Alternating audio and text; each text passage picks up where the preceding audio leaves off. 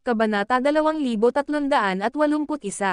Well, that's neat. Nakangiting sabi ni Gerald, malinaw na natutuwa at nasa sabik na sa wakas ay maramdaman ang pagdagsa ng kapangyarihan sa loob ng kanyang katawan.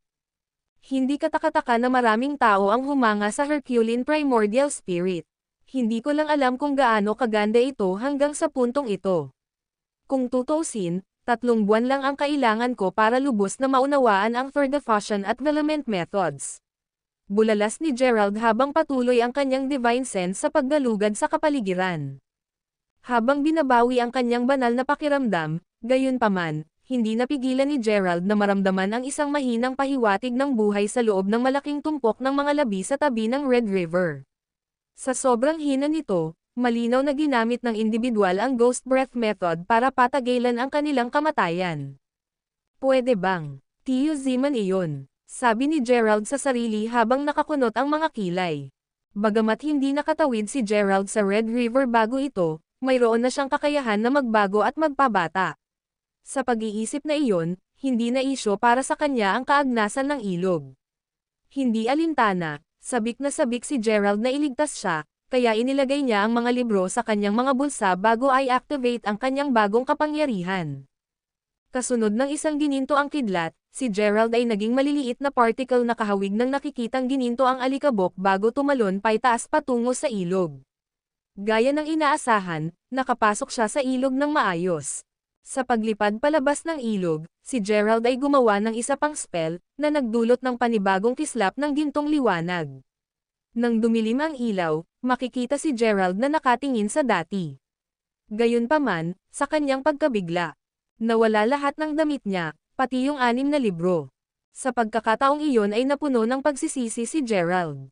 Sabik na sabik siyang iligtas si Walter kung kaya't nakalimutan niyang maglagay ng protection sa kanyang mga damit at mga libro. Tiyak na kinaagnasan sila ng ilog habang papaakyat siya. Bagamat totoo na kabisado na ni Gerald ang lahat ng mga lihim na pamamaraan, ang mga libro ay mahalaga pa rin dahil ang mga ito ay sinulat ng kamay ng senior na iyon. Nakakalungkot na nawasak na sila ngayon. Anuman, alam ni Gerald na ang pakiramdam ng pagsisisi ay maaaring maghintay. Isang simpleng sulyap lang sa paligid ang kailangan para makita ni Gerald na gumuho na ang karamihan sa kuweba. Tila, ang mga ulap ng singaw na nabuo ng ilog ay nakatulong upang mapanatili ang ilang bahagi ng kuweba. Ngunit hindi ito ang kanyang hinahanap. Nang hindi makita ang sinumang nabubuhay na tao sa malapit, bumulong si Gerald sa kanyang paghinga, anuman ang nangyari, kailangan ko munang tumuon sa pagliligtas sa kanya. Sa pag-iisip na iyon, mabilis na hinanap ni Gerald ang mga damit ng isang patay na alagad ni Zeman at isinuot ito bago simulan ang paghahanap kay Walter. Nang sa wakas ay nakita na niya itong nakabaon sa ilalim ng tumpok ng mga durog na bato, itinaas ni Gerald ang kanyang mga braso, nagpapadala ng malakas na alon ng mahahalagang chi habang naguutos, bumangon ka. Ang teknik na ginagamit niya ay isa sa mga kakayahan ng 8 Dragon Lock, at pinayagan siya nitong tanggalin ang lahat ng dumi na tumatakip kay Walter gamit ang simpleng wave ng kamay. Anuman ang kaso, nang makita si Walter na halos patay na sa puntong ito, agad na napabulalas si Gerald, "You Uncle Zeman." Kasunod nito, agad siyang yumuko bago sinimulan ang Element Method gayon din ang isang protection spell para gamutin si Walter sa tulong ng kanyang Herculean Primordial Spirit. Salamat sa Diyos dumating siya sa oras. Kung paano nakaligtas si Walter ng ganito katagal. Dahil ang mga magsasaka ay may iba't ibang katawan kumpara sa mga regular na tao, makatuwiran lamang na maging iba rin ang kanilang mga kaluluwa. Sa pamamagitan ng paggamit ng Ghost Breath Method, nagawang pabagali ng mga magsasaka ang pagwawaldes ng kanilang mga kaluluwa. Sa katunayan, ang mga nakabisado sa pamamaraan ay maaaring lumikha ng isang pag-iisip ng kaluluwa, kaya pinapayagan silang manatili sa mundong ito magpakailanman. Ito ang paraan na ginamit ni Sister Indigo at ng ilang iba pa na nakilala ni Gerald. Natutunan ni Gerald ang lahat ng ito kabilang ang kung paano mapangalagaan ang isang pag-iisip ng kaluluwa mula sa libro tungkol sa mga porma sayon. Sa pag-iisip na iyon, nakikita niya na hindi nakuha ni Walter ang pag-iisip ng kaluluwa dahil hindi pa sapat ang kanyang cultivation. Gayunpaman, ang pagpapanatili ng kanyang kaluluwa hanggang sa 4 na buwan ay magagawa pa rin para sa kanya. Sa kasamaang palad, ang kanyang malubhang pinsala ay talagang nagpahirap para kay Walter na manatiling buhay. Alinmang paraan, ngayon na patuloy na pinapagaling ni Gerald ang katawan ni Walter, dahan-daang naayos ang pinsala mula sa mga pag-atake ni Ryder. Nabawi ang mga vital organ ng pangalawang Walter, agad na umubo ng sariwang dugo ang nasa katanghaliang gulang na lalaki. Dahan-daang iminulat ni Walter ang kanyang mga mata sa hindi makapaniwala, pagkatapos ay bumulong si Walter, nakarating na ba ako sa Netherworld? Kabanata 2382. Negative, Tiyu Ziman. Hindi ka namamatay sa lalong madaling panahon. Sagot ni Gerald na binawi ang mga palad ngayong ayos na ang kalagayan ng medyo may edad na. Gerald. Ikaw ba talaga iyan? Ikaw ay buhay. Bulalas nang nagulat na si Walter sa tuwa. Ako nga, at mayroon tayong dapat pasalamatan ni Ryder. Regardless, I'll give a more detailed explanation once we are back on the surface, sagot ni Gerald sabay tango. Deal, sabi ni Walter habang dahan-daang tumayo, halatang hinang-hina pa siya. Biglang narinig ang malakas na ugong sa kanilang paligid, na sinundan ng parang init. Malamang na nabigla, si Walter ay naudyukan na magtanong, anong nangyayari sa mundo? Mismong si Gerald ay sinusuri na ang lugar gamit ang kanyang banal na kahulugan, at hindi nagtagal, monotonously siyang sumagot, it's the Red Flame Dragon. Panipi. Habang nakatingin si Gerald sa harapan, hindi nagtagal ay lumakas ang dagandong at sa loob ng ilang segundo, gumapang ang isang malaking, nagniningning na pulang dragon mula sa isang kuweba sa kabila ng ilog. Kung susuriing mabuti, ang buong katawan nito na hindi bababa sa 20 metro ang haba ay sobrang pula na parang nasusunog na karbon. Ano pa, bawat isa sa 4 na paa nito ay may malalaking kuko na mukhang matigas, at malakas. Habang pinapanood ang galit na dragon na gutom na umuungal kina Gerald at Walter, ang gulat na nasa edad na lalaki ay napabulalas, pero paanong kusa itong lumabas? Siguro nasira ko ang selyo nito noong bumangga ako sa pormasayon ng Red River noon. Anuman, ipinapalagay ko na ang pabango ng mga nabubuhay na bagay ang naglabas nito. Sagot ni Gerald. Anong malas? Sa kabila ng pamamahala upang mabuhay ng napakatagal, isipin na malapit na akong maging pagkain ng dragon. Ano pa, ang lahat ng labasan ay selyado kaya hindi na natin ma-attempt na tumakas. Daing nang nababagabag na si Walter. Si Gerald mismo ay kasalukuyang nakatitig sa mata ng dragon. Bagamat mukhang nakakatakot ang halimaw, malinaw na natatakot ito sa ilog na pula, dahil sa kung paano nito inilayo ang layo mula rito. Bagamat nagkaroon ng panandaliang katahimikan, natapos iyon ng dahan-daang tumayo ang dragon sa hulihan nitong mga binti habang nagpakawala ng malakas na dagandong at umusbong ang isang pares ng malalaking pakpak. Nobela. Nanlaki ang mga mata niya nang makita iyon, ang ngayon ay natarante na si Walter ay napabulalas, ito. Lalapit na. Oh God, ayokong kainin ng bagay na iyon. Please, itapon mo ako sa ilog hanggat kaya mo, Gerald. Understandably, Gerald wasn't about to do that. Gayunpaman, kahit na natutunan na niya ngayon ang lahat ng pinakamahalagang makalangit na pamamaraan, hindi pa siya aktwal na nakipaglaban sa isang dragon dati. Sa pag-iisip na iyon, hindi pa tiyak ang tagumpay, at alam ni Gerald na kailangan niyang seryosohin ang laban na ito. Nang walang babala, ibinaba ng Red Flame Dragon ang nagniningas na mga pakpak nito habang tumakbo papunta kay Gerald. Ngayong nasa mataas na lugar na ito, sinamantala ng dragon ang pagkakataong magpaputok ng flamethrower papunta sa dalawa. Ay iyon ang ikalimang pag-atake ng apoy. Sigaw ng natulala na si Walter habang mabilis na pumikit. Si Gerald naman, tumayo siya sa harapan ni Walter at mabilis na pinaandar ang lahat ng chi sa katawan niya. Itinoon ang kanyang yang sa kanyang kaliwang palad at siyin sa kanyang kanang kamay, pagkatapos ay ipinalakpak ni Gerald ang kanyang mga kamay kaagad na bumubuo ng isang yin-yang. Harang sa harap nila, nang ang malakas na pag-atake ay sumalubong sa hadlang ni Gerald, isang malakas na sizzling ang maririnig. Laking gulat ng airborne dragon, gayunpaman, ang harang ni Gerald ay nagawang sumipsip ng lahat ng apoy nito. Bago pa man makabawi ang dragon sa pagkabigla, sumigaw si Gerald, tikman mo ang sarili mong gamot, hayop. Kasunod nito, muli niyang pinaandar ang kanyang kapangyarihan at pinakawalan ang lahat ng kanyang chi bago binaril ang pag-atake ng dragon pabalik dito. Tinamaan ng counterattack ang Dragon Square sa katawan nito, na nagresulta sa pag-ungol ng dragon ng muntik na itong matamba. Bagamat ang katawan ng dragon ay natural na sinindihan ng apoy, ang apoy mula sa pag-atake ng Fifth Flame ay ginawa sa ibang proseso, kaya naman ito ay mas malakas kaysa sa default na apoy ng dragon. Hindi alintana, sa tulong ng mga pakpak nito, napatatag ng dragon ang sarili bago mabilis na dumaong sa gilid ni Gerald.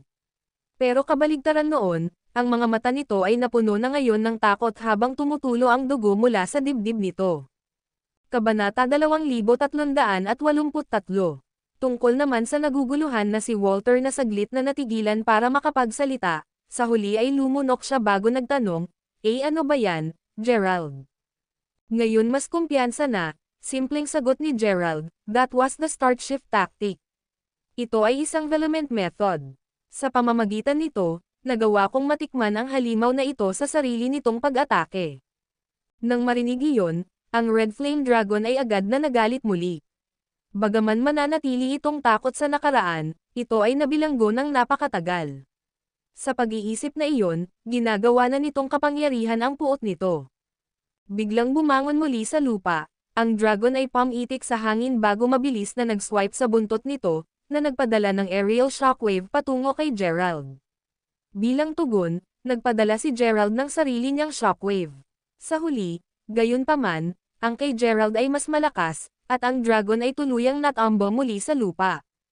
Nanginginig habang dahan-dahan itong bumangon, malinaw na hindi nito inaasahan na ganito kalakas ang taong ito.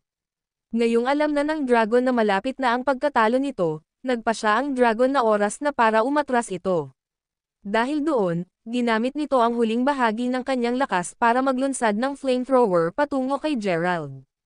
Habang hinaharangan ni Gerald ang pag-atake, sinamantala ng dragon ang pagkakataong lumipad sa ibabaw ng ilog at bumalik sa kuweba nito. Nang makitang wala na ang dragon, agad na napabulala si Walter, napakatalino, Gerald.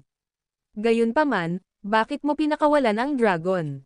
Well, we already have its blood anyway, so we may as well just spare it, sagot ni Gerald habang inaabot ang dugo ng dragon na palihim niyang nakolekta kanina kay Walter. Dahil ang lugar na ito ay halos wasak na, maaari na rin niyang hayaang mabuhay ang dragon. At saka, maaari nitong samahan ang bangkay ng yumaong senior. Sa alinmang paraan, kahit na nasisiyahan si Walter na tumanggap ng dugo, ang kanyang ngiti ay mabilis na napalitan ng bahagyang pagsimangot habang nagtanong, bagamat maganda na mayroon na tayong dugo, paano tayo makakaalis sa lugar na ito? Eto, blindfold mo ang sarili mo dito. May paraan ako, sagot ni Gerald habang naghahadjust ng kapirasong tela kay Walter. Habang nag-aaral ng development method, nalaman ni Gerald ang isang banal na panlilinlang na kilala bilang Great Transportation. Sa paggamit nito, makokontrol niya ang elemento ng lupa, kaya pinapayagan siyang tumagos sa lupa. With that in mind, kahit ang formation sa itaas nila ay hindi na kayang pigilan si Gerald ngayon. Anuman, hindi nagtagal pagkatapos na ipikit ni Walter ang kanyang sarili, maaari siyang sumumpa na naramdaman niyang maraming buhangin at maliliit na bato ang dumadaos-dos sa kanya. Makalipas ang halos 10 minuto nang sa wakas ay sinabi ni Gerald, sige, maaari mo nang imulat ang iyong mga mata, Tio Zeman. Matapos gawin ang sinabi ni Gerald, agad na natigilan si Walter na hindi nakaimik. Nasa ibabaw na naman sila ng lupa. Sa sobrang gulo ng paglipat sa tanawin, hindi maiwasan ni Walter na magtaka kung ang lahat ng ito ay isang masamang panaginip lamang. Di nagtagal, umiling si Walter bago magalang na sinabing, lahat ng nangyari ay talagang isang blessing in disguise. Kung tutuusin, nakikita ko na ngayon ay halos ganap mo ng pinagkadalubhasaan ang iyong Herculean primordial spirit. Ano pa, mukhang napag-aralan mo na rin ang ilang divine technique. Nambobola mo ako, Tio Zeman. Kung hindi dahil sa iyo, namatay na ako sa kuwebang iyon ilang buwan na ang nakalipas. Ako pa ang naging dahilan ng pagkawala ng braso mo. Ungol ni Gerald na habang nagpapasalamat ay hindi maiwasang makaramdam ng awa at the same time. Huwag kang mag-alala tungkol dito. Pagkatapos ng lahat, hindi lamang kami nakaligtas, ngunit nakuha din namin ang dugo na aming pinanggalingan. Sapat na ang blessing na iyon para sa akin. Bulalas ni Walter sabay tawa. Sa sandaling iyon nang marinig ang isang masungit na boses na sumisigaw, sino ang pumunta doon? Kasunod nito, nagsimulang maglakad patungo sa dalawa ang isang grupo ng mga nakakadena na lalaki na pinamumunuan ng isa pang grupo ng mga nakamaskara na lalaking nakaitim.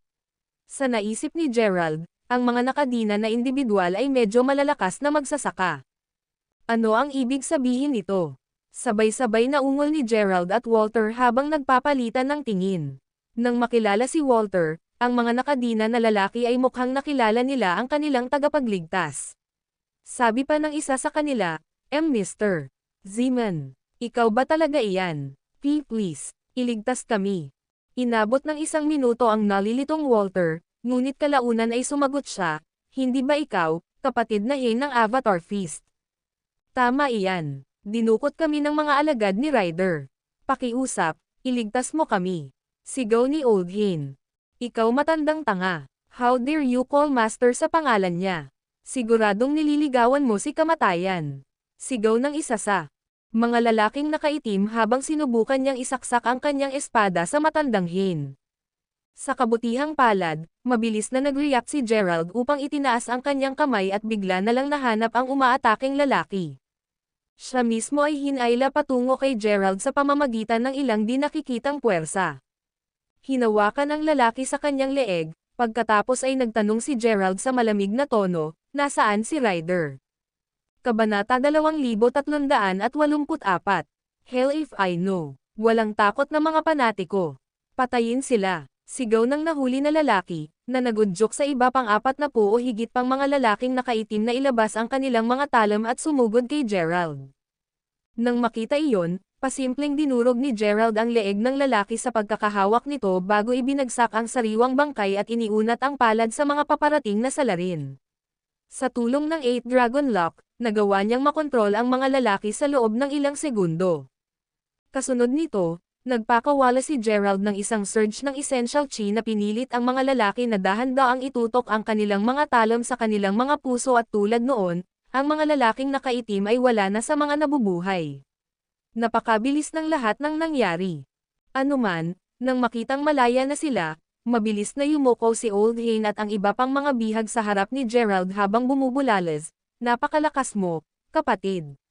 Salamat sa pagligtas sa amin. Panipi.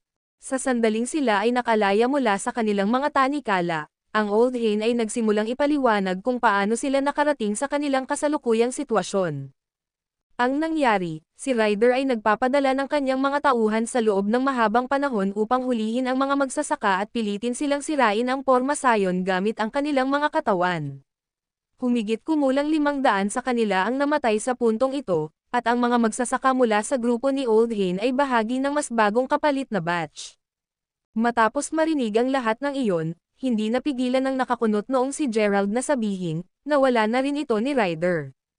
Bago pa makasagot ang sinuman, isang sigaw ang maririnig, na nagsasabing, nandito na sila. Mabilis, palibutan sila. Sa loob ng ilang segundo, hindi bababa sa 100 pang lalaking nakaitim ang lumitaw. Habang pinapanood ang mabilis nilang pagsara, si Gerald ay nagutos, Old Hain. Tumakas kasama si Uncle Zeman sa ngayon. Pwede mo silang ipaubaya sa akin. We will. Habang malakas ka, kapatid, mag-ingat sa mga porma sayon ng espada nila. Sagot ni Old Hain. Pagkatapos panoorin si Gerald na tumango, si Hain ay nagsimulang akayin ang iba.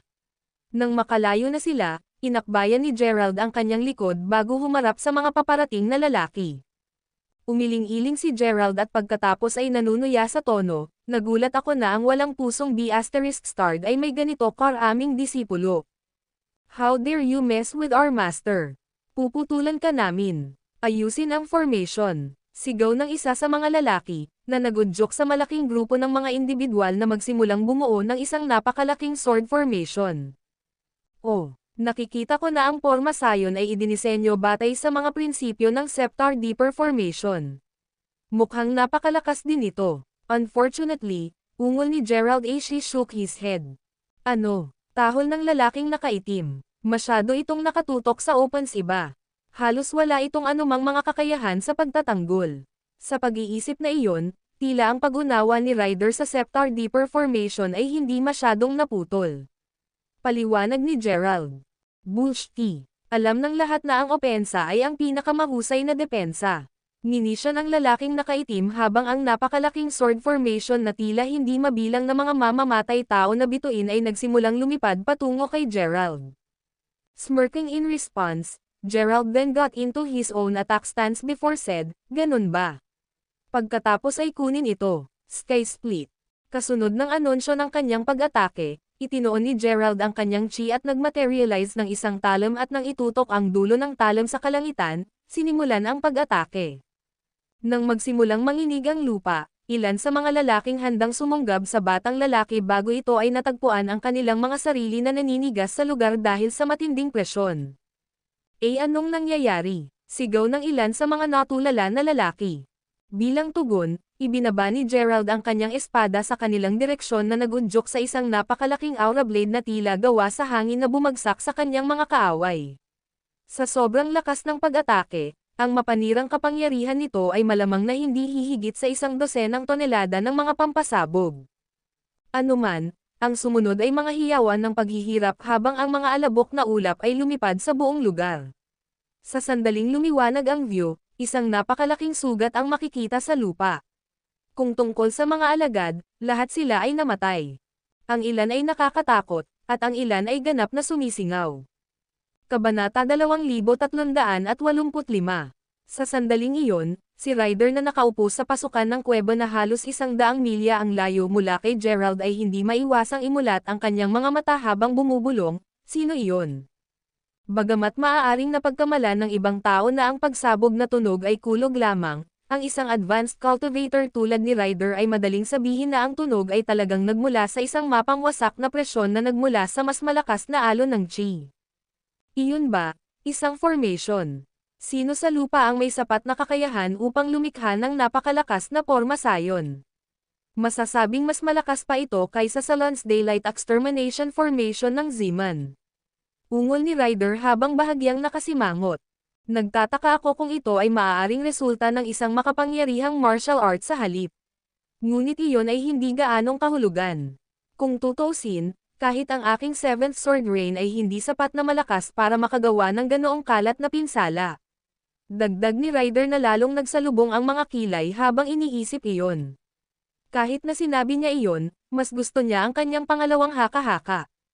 Kung ano man ang nangyari, pumikit na lang ulit siya para magpahinga. Si Ryder, para sa isa, ay hindi natatakot sa magsasaka na gumawa noon.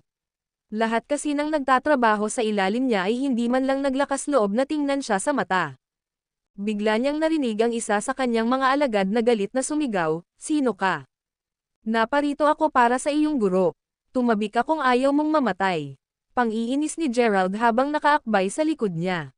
Bago pa makasagot ang alagad, nawala na si Gerald at muling nagpakita kay Ryder. Kakagamit lang niya ng Golden Blaze Somersault.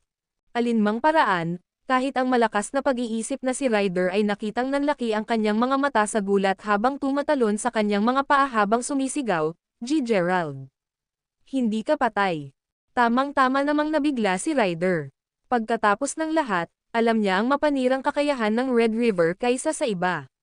Hindi alintana kung gaano kataas ang cultivation ng isang tao, sa pangalawang pagkakataon na nakipag-ugnayan sila sa Red River, tiyak na mapapasingaw sila hanggang sa kaluluwa. Sa pag-iisip na iyon, ang sinumang kapas-palad na mapatay sa ilog ay hindi na makakapag-reincarnate. Mas buhay ako kaysa dati. Sa totoo lang, salamat sa iyo at nabiyayaan ako. Nakangiting sagot ni Gerald. Pinagpala, ikaw ay, pinag-uusapan ang Herculean Primordial Spirit, hindi ba?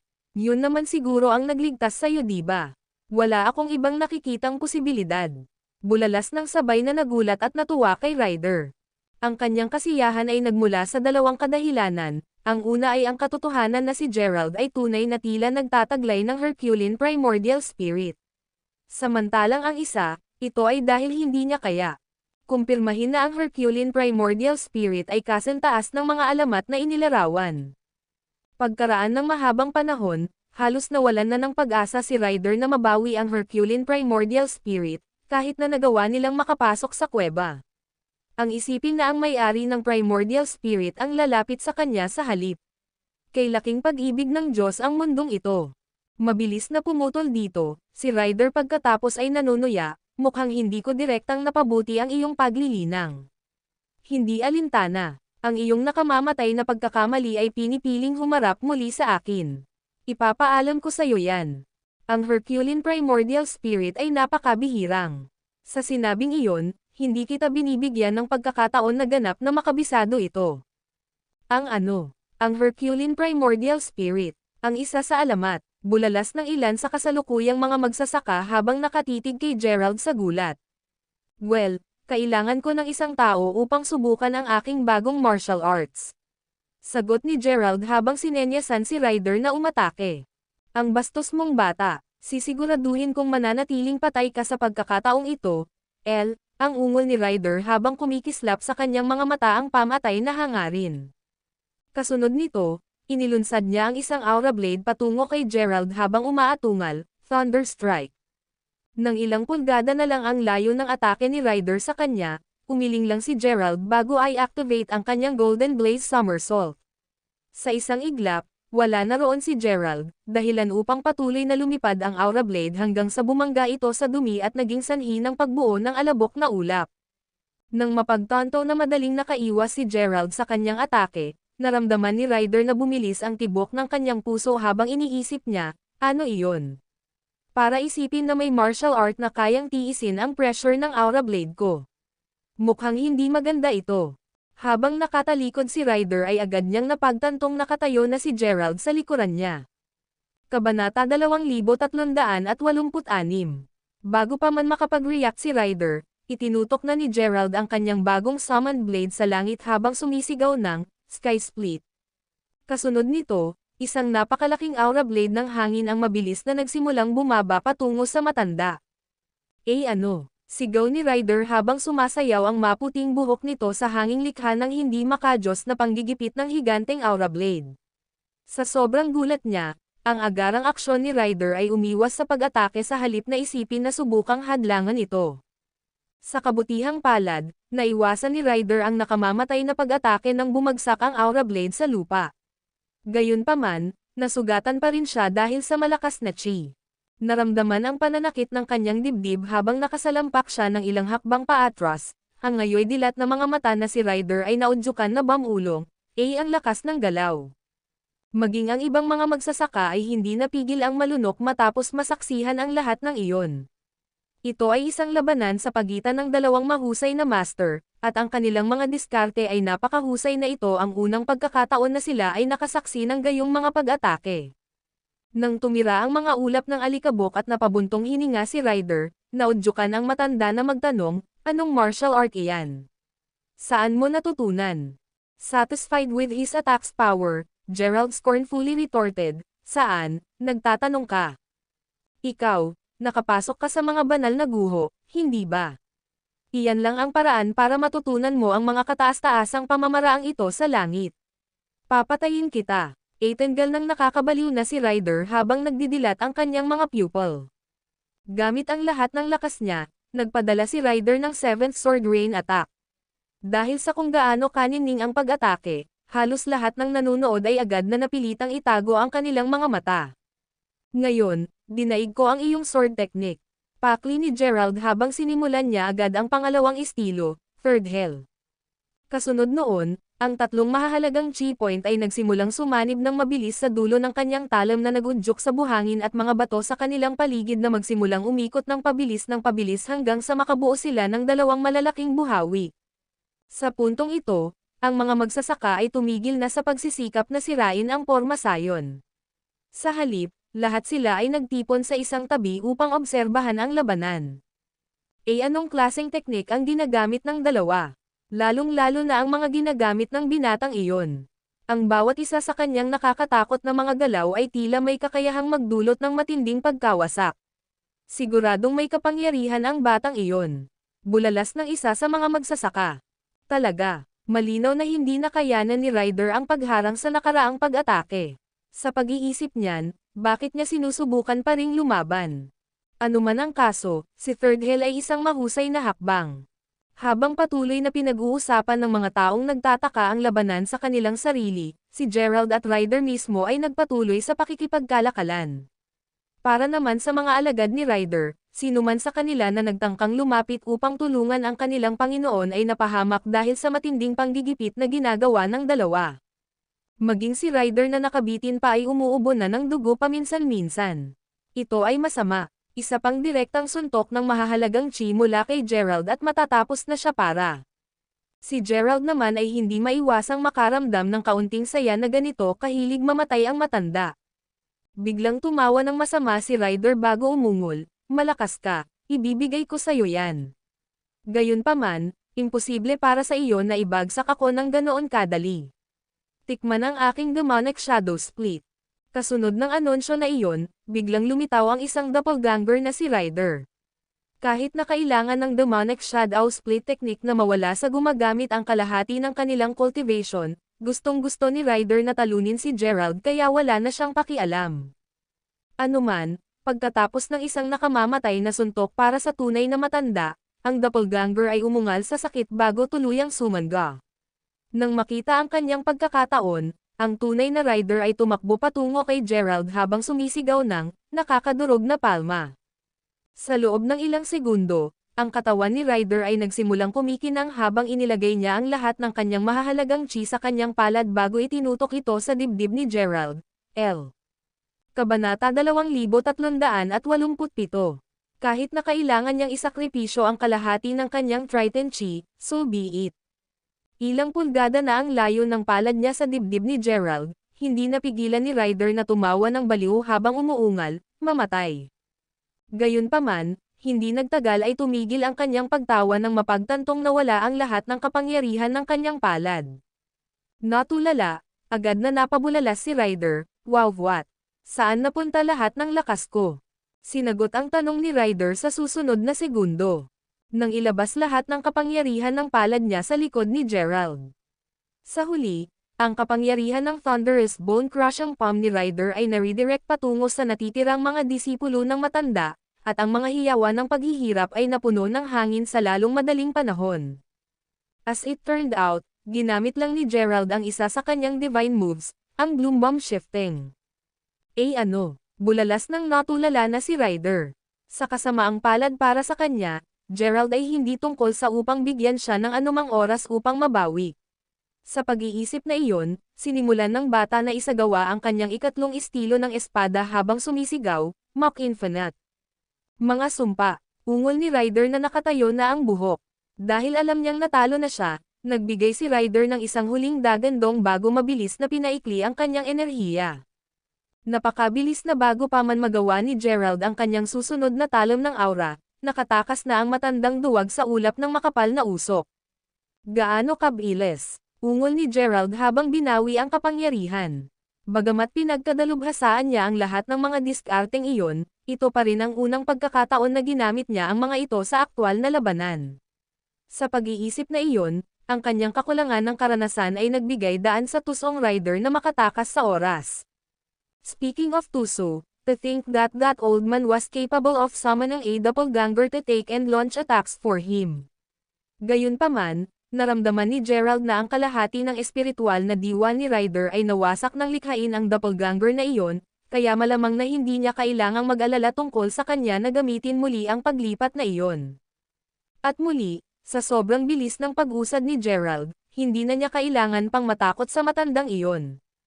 Samantala, si Ryder na nakarating lamang sa halos 100 milya ang layo ay natagpuan ang kanyang sarili na umuubo ng dugo sa sandaling tumigil siya sa paggalaw.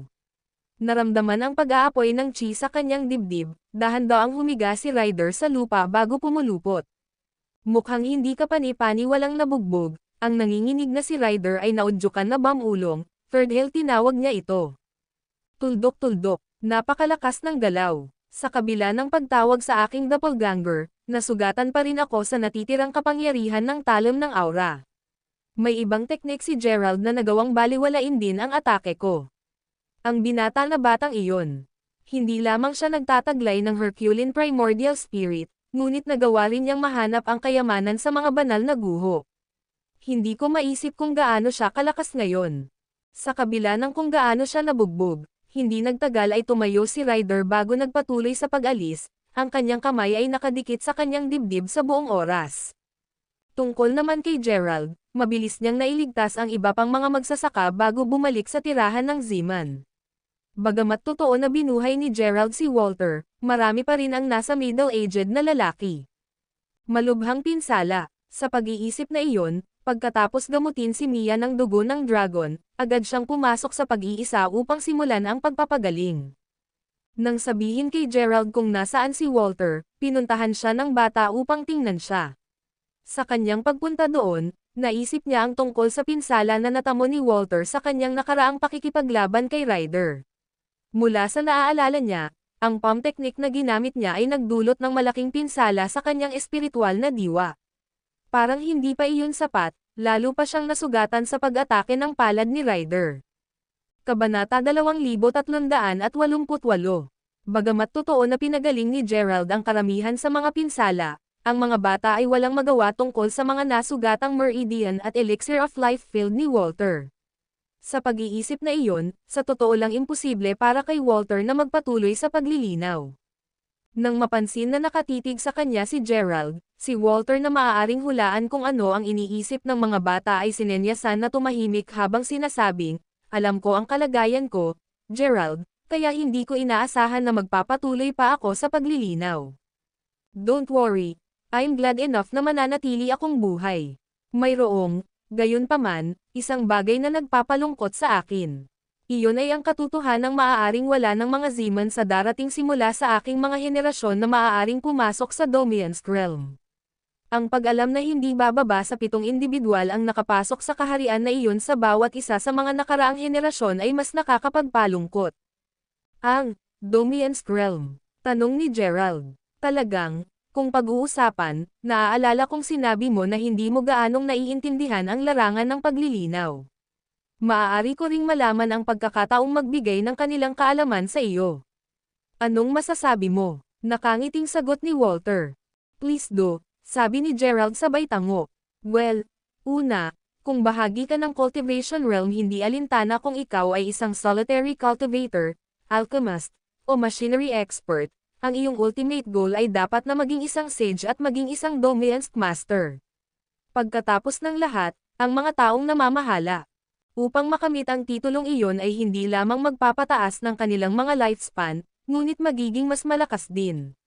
Sa totoo lang, kung mayroon pa akong ilang dekada, nagtagumpay ako sa pagiging isang Domian's master sa aking sarili. Medyo nakakahiyamang aminin, pero naisipan ko nang bigyan ang sarili ko ng titulong, Saint Walter, dahil malapit na akong makamit ang ranggo na iyon. Sayang naman at hindi na ako makakapagtanim ulit," paliwanag ni Walter habang umuubo habang umiling. Nang marinig iyon, sinenyasan ni Gerald na sabihin, "Nakikita ko. Noong nasa Yanam ako, nakatagpo ako ng ilang matataas na elder. Ano nga ba ang kanilang mga antas ng paglilinaw? Oh, sila, sa karamihan, sila ay mga baguhan lamang, kaya halos walang tao. Habang ang kanilang paglilinang ay maaaring tumaas sa kalaunan, malamang na mapapahaba lamang nila ang kanilang pag-asa sa buhay. Kung ako ay maging mas direkta, sa totoo lang sila ay isang grupo ng mga mayabang na tulala na nag-iisip na sila ay malakas. Ang mga tunay na magsasaka ay walang pakialam sa kanila. Pagkatapos ng lahat, kahit na ang mga regular na armas ay maaari pa ring makasakit at pumatay sa kanila. Speaking of which, I should remind you that you're still immortal, Gerald. Ang tanging dahilan kung bakit hindi ka masasaktan ng mga regular na armas ay dahil taglay mo ang Herculean Primordial Spirit. Hindi alintana, ngayong isa ka ng matalino, makakalimutan mo na lang ang mga tanga. Kung pag-uusapan, dapat ko nang simulan ang pagtugon sa iyo bilang isang senior Domian's master ngayon. Sagot ni Walter. "Halika ulit, sinabi mo na ako ay isa ng Domian's master," sabi ng natatarantang si Gerald.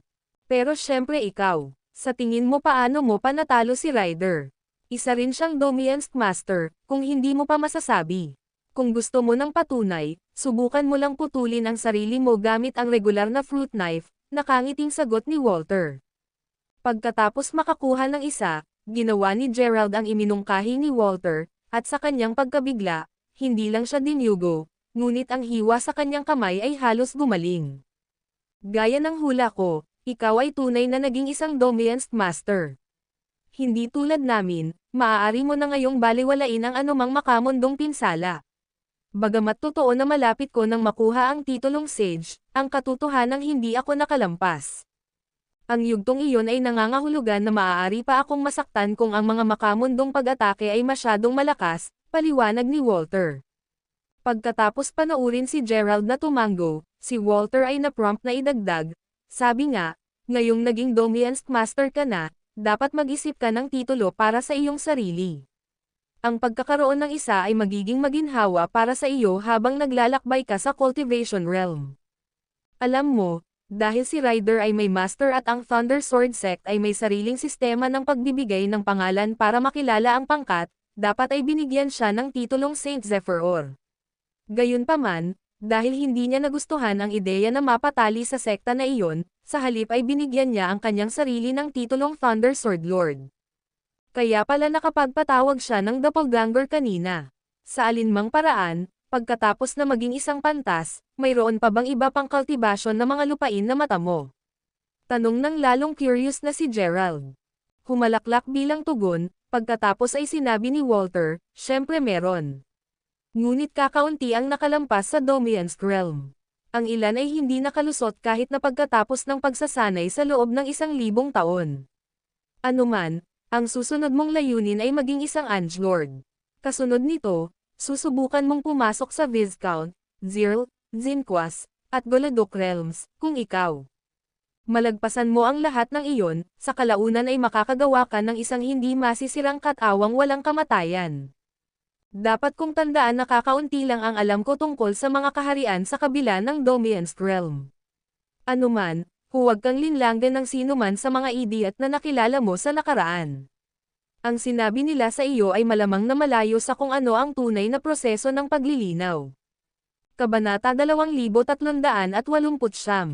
Ngayong nalantad na si Gerald sa lahat ng ito, inisip niya kung ang Sage, na dati niyang nakilala habang sinusubukang hanapin ang Zerkov site sa mountaintop villa ng Mayberry City ay talagang isang baguhan na magsasaka tulad ng matataas na matatanda sa Yanam.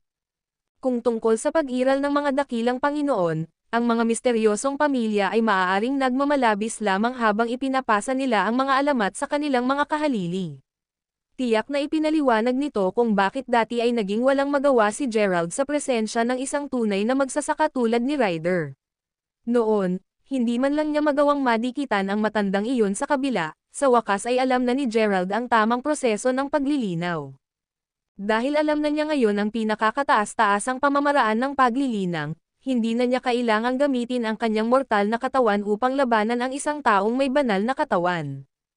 Kung iisipin, tulad ni Sister Indigo at iba pa, ang kanyang mga nakaraang reinkarnasyon ay maaaring nakamit ang mga immortal na katawan. Pagkatapos ng lahat, nagawa nilang bumuo ng mga primordial spirit na kalaunan ay nakikita sa kanya upang makuha ang kanyang mga primordial spirit pagkatapos na muling magkatawang tao ng siyam ng ilang beses.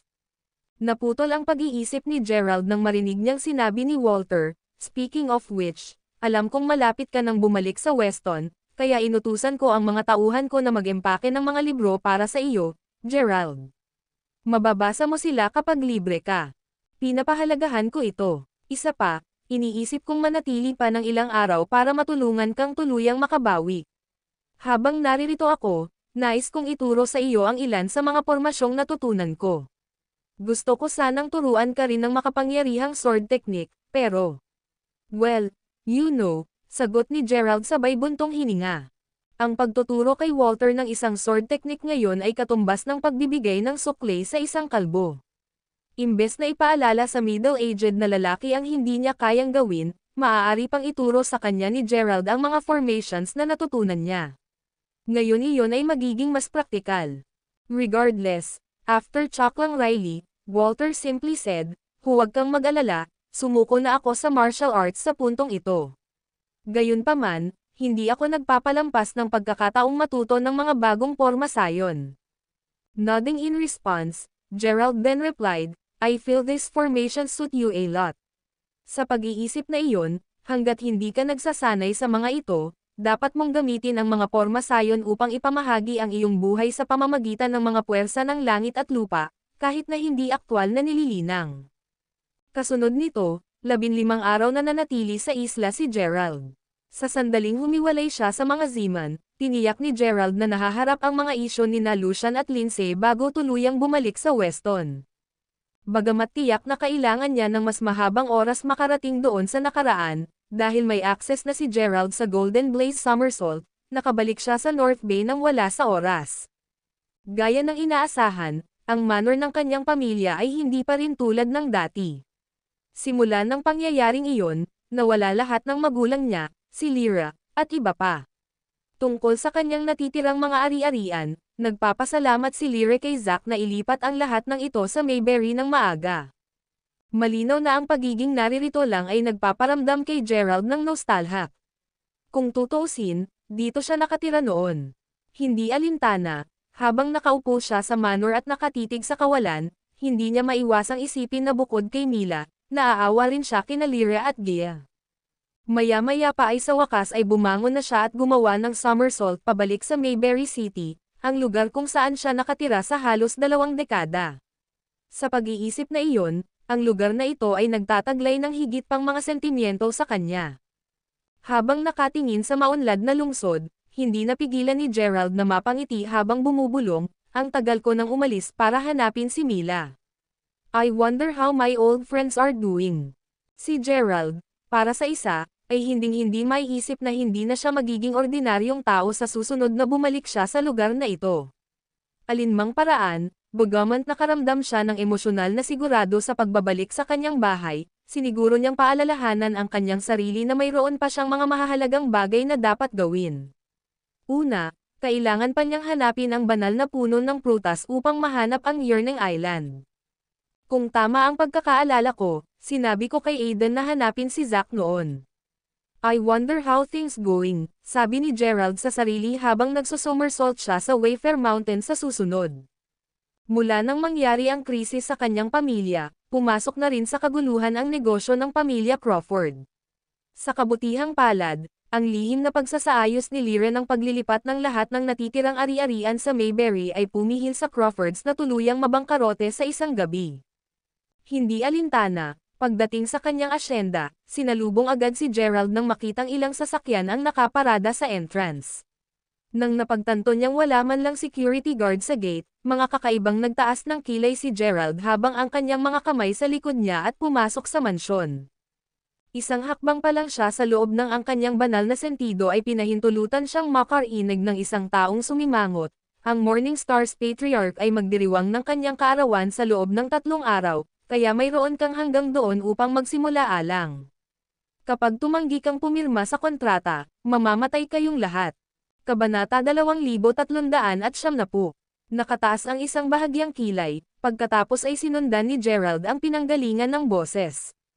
Maya-maya pa, nadatnan niya ang isang grupo ng mga angkop na lalaki na nakatayo sa paligid at nakasimangot sa ilang mga tao na nakahiga sa sahig at isa sa mga lalaki sa sahig ay si Zack na malubhang nasugatan. Sa hitsura nito, ang buhok ni Zack ay nagsisimula na ring pumuti. Naputol ang pag-iisip ni Gerald nang marinig niyang sumigaw si Zack, I'll never sign it. Ang negosyo ng pamilya Crawford ay mananatili. Ha, alamin na kung hindi mo ito pipirmahan, hindi lang ikaw ang haharap sa mga kahihinatnan. Ang iyong mga anak ay magkakaroon din. At saka, kahit hindi mo ito pirmahan, sa huli ay makukuha ng Morning Stars ang gusto natin. Panunuyan ng isang napakarilag na babae na nakakulong ang mga braso sa tila pinuno ng grupo. Naglakas loob kang sabihin iyan pagkatapos mong ipagkanulo ang anak ko at patayin siya. You utter slut of a woman. Papatayin kita, Stephanie Eaton. Sigaw ng galit na si Zack bago sumugod sa kanya. Bilang tugon, ikanaway ng nasa katanghali ang lalaki ang kanyang kamay, naglabas ng isang stream ng mahahalagang chi na mabilis na naging ulap ng puting usok. Sa ikalawang pagtama ng usok kay Zack, itinapon siya nito pabalik, dahilan para gamulong siya ng ilang beses sa lupa bago tuluyang lumabas ang dugo. Nang makita iyon, naramdaman ni Gerald ang pagkibot ng kanyang mga talukap habang iniisip, yun ba? Lakas ng loob. Ano man ang kaso, ang nasa katanghali ang gulang na lalaki ay nanunuya, you brat.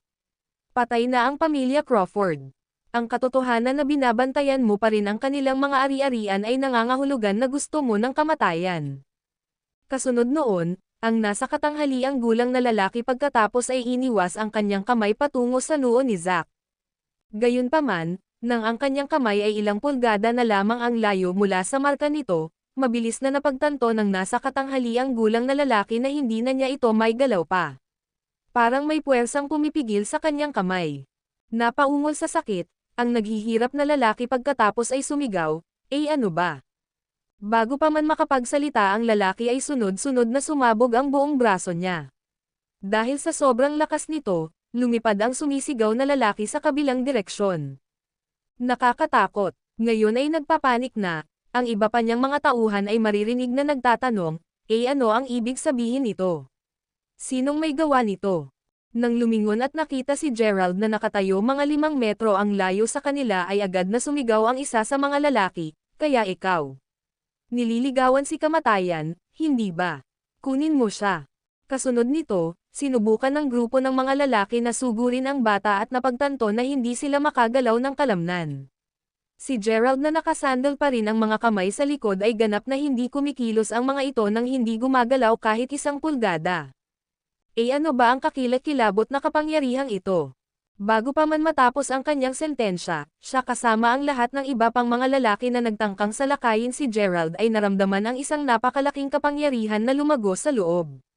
Biglang, ang kapangyarihan ay lumaki ng napakabilis na ang mga hindi kumikilos na mga lalaki ay natagpuan ang kanilang mga sarili na sumabog sa spot.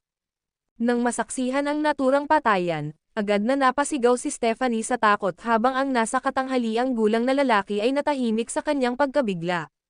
Salungat sa iba sa silid, gayunpaman, si Zack na may luha na sa kanyang mga mata ay mukhang tuwang-tuwa nang tumayo siya bago bumulalas, iyang Master Crawford. Ikaw ay, sa wakas nakabalik ka na.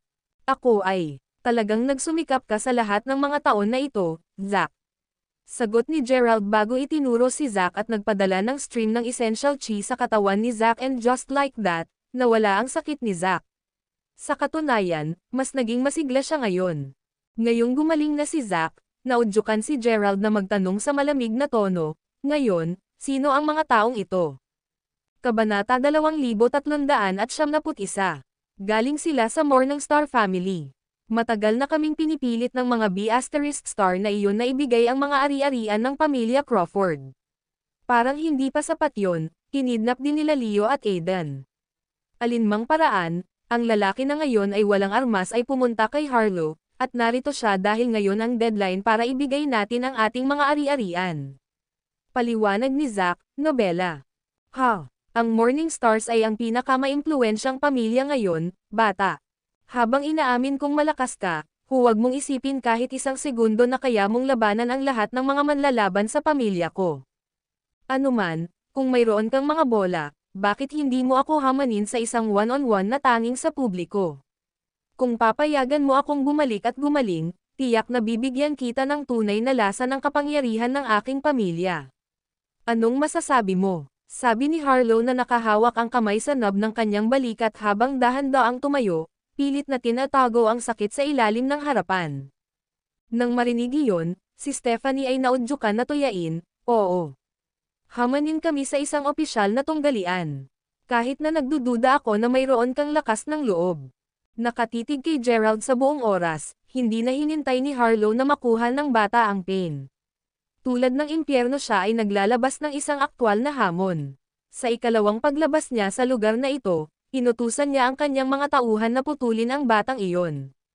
Nang mapagtantong tumahimik si Gerald, idinagdag ni Harlow, masyadong duwag para tanggapin ang hamon ko. Kung oo, bakit hindi mo na lang ako patayin ngayon para walang makaalam na ginawa mo ang krimen? Bago pa masundan ng pangungutya ni Harlow, naramdaman niyang may tumagos sa kanyang lalamunan. Tila, ganoon din ang naramdaman ni Stephanie. Pagtingin kay Gerald na ngayon ay nakaturo sa kanila, napagtanto ni Harlow na lumabas si Gerald ng 2 aura blades para tumagos sa kanilang lalamunan. Ay ikaw, nauutol na sabi ni Harlow bago bumagsak sa lupa, patay. Pagkaraan ng ilang sandali ng tahimik na pagtitig sa lahat ng sariwang bangkay, umiling lang si Gerald habang bamulong, as if naman mag-aalala ako na malaman ito ng iba. Alinmang paraan, kumuha ng ilan sa ating mga tauhan para linisin ang lugar na ito, Zack. Kapag tapos ka na, salubungin mo ako sa opisina. Kasunod nito, pinagmasdan ni Zack ang pagkakahawak ni Gerald sa kanyang likod habang naglalakad papunta sa opisina. Sa kanyang pagpunta doon, nakita ni Gerald na walang gaanong nagbago sa manor. Anuman, pagkatapos utusan ng ilang lalaki na harapin ang mga bangkay, dali-daling pumunta si Zack sa opisina upang simulan ang pag-uulat ng buong pangyayari kay Gerald. Ang nangyari, hindi nagtagal pagkatapos ng krisis ng pamilya Crawford nang lumabas ang Morning Stars nang wala sa oras at mabilis na naging isang makapangyarihang pamilya. Ang kanilang mabilis na pag-unlad ay kadalasang dahil sa kanilang mga prinsipyo na patayin ang sino mang hamarang sa kanila. Ang katotohanan na silang lahat ay mga magsasaka ay tiyak na nagpadali ng mga bagay para sa kanila. Anuman, upang patuloy na protektahan at palawakin ang negosyo ng pamilya Crawford, tiniyak ni Zack na kaibiganin ang ilang lihim na eksperto sa teknik, na ang ilan ay mula pa sa mundo ng paglilinang. Nakalulungkot, wala sa kanila ang kalaban ng Morning Stars, na humantong sa pagsuko ng mga kaalyado ni Zack sa pamilya, o pagkawala ng kanilang buhay.